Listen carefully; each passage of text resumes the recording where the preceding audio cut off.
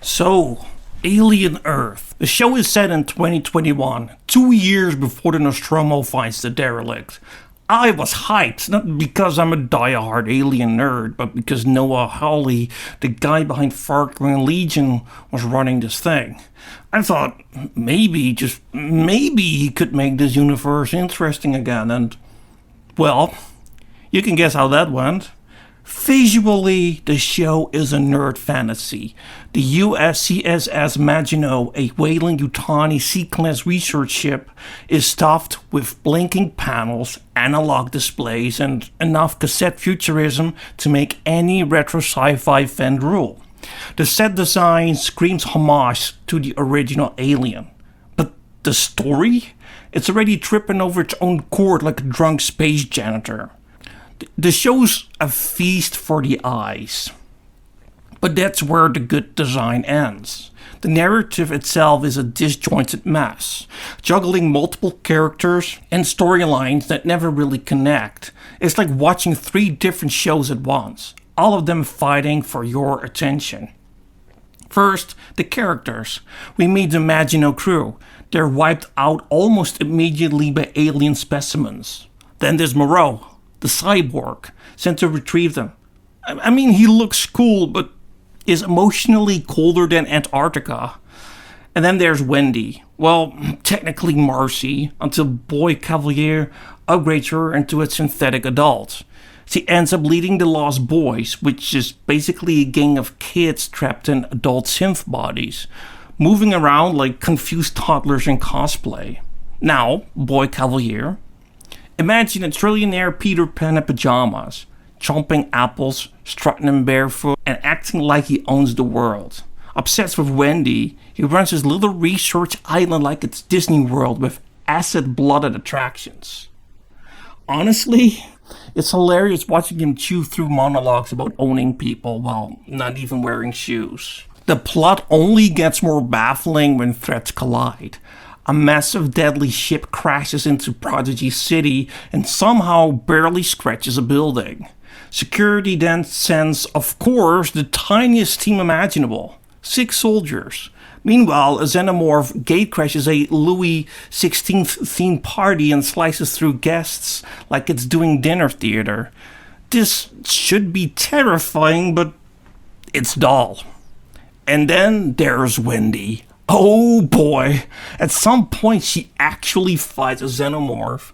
We don't see how, but in my head it looks like Rocky fighting the Terminator. Somehow, she survives. And not only that, she decides to learn the alien language. Suddenly she's Dr. Doolittle with acid blood, telling Weyland-Yutani scientists, "You're hurting it," as if the Xenomorph is some misunderstood puppy.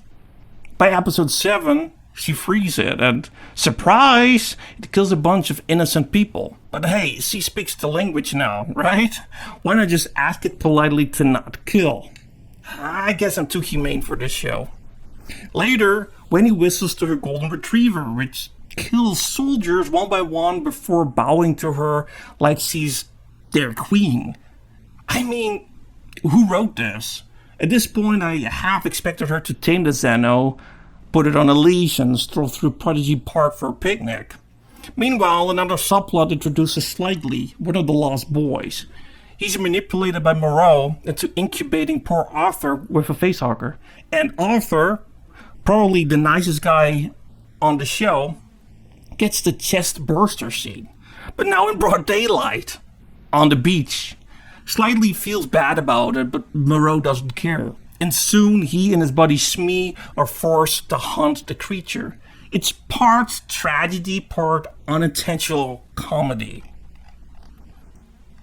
And then we circle back to Wendy again. Toward the end of episode 7, she and her brother try to escape the island by boat. Soldiers attack, and the Xenomorph, yes, hiding in the trees, waiting for Wendy's command like a good dog. She whistles, tells it to back off, and it obediently retreats. Imagine watching Alien, but instead of Dallas being stalked in the fence, Ripley just whistles and says, "Sit, boy." It kills the terror stone dead. Oh, and Wendy's haircut? Absolute cherry on top. It is not dramatic, not symbolic, it's just laughably bad. You look at her, then at the tame dog Xenomorph by her side, and wonder if the finale would just be a picnic where she throws at the bone and breaks into song. Now, for the grand finale of this epic show. Neverland explodes into chaos. The Xenomorph is on the loose. The Lost Boys field escape lands everyone in hot water, and Boy Kavalier is completely out of control. Wendy's finally forced to choose between her brother and her gang, and it is time for her to step up as the show's new queen. Literally. Hermit and Moreau, who end up as cellmates, break out with Wendy's help.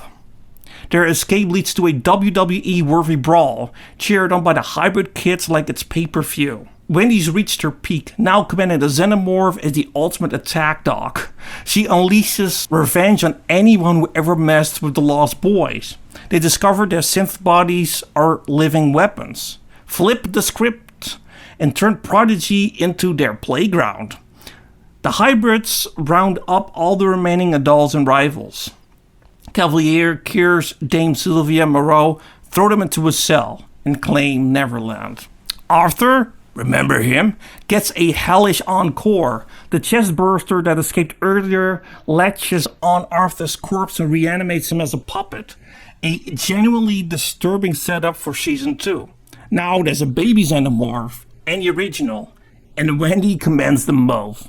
Wendy turns on Boy Kavalier with the line, "You're not Peter Pan, you were never even a boy, just a mean, angry little man."